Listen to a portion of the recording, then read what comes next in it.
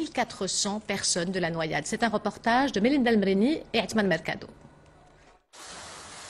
Depuis plusieurs années, Si Mohamed pêche aux abords de cette plage de Fnederq, surnommée la plage du Grand Hôtel. Très souvent, il voit des baigneurs en difficulté sur cette plage non surveillée. Il y a tout juste 2 semaines, il a perdu un de ses amis.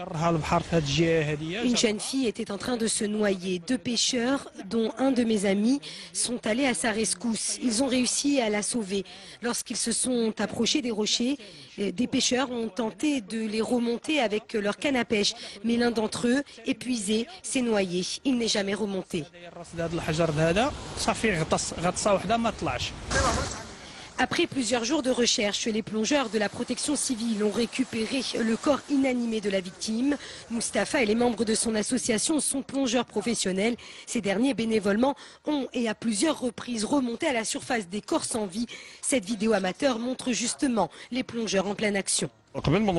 Avant d'arriver sur les lieux, nous vérifions sur Internet l'état de la mer et vers où mènent les courants, cela pour nous faciliter le travail. Notre action ne remplace absolument pas le travail des autorités compétentes. Notre seul objectif est de rendre service comme n'importe quel citoyen. Selon un rapport de la protection civile dans la province de M'Dirk-Fnederq, 7 personnes ont trouvé la mort par noyade depuis le début de la période estivale.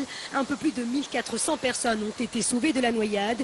La protection civile a déployé un important dispositif sur l'ensemble des plages surveillées, comme ici à M'Dirk, pour assurer la sécurité des baigneurs. Les maîtres nageurs orientent les baigneurs vers une partie de la mer pour les empêcher de nager à certains endroits où le courant est fort. Aujourd'hui, par exemple, la protection civile a sauvé de la noyade de personnes. Je garde un œil sur mes enfants. La plage est bien surveillée, mais aujourd'hui, la mer est agitée, donc ils ne se sont pas baignés. Pour éviter que les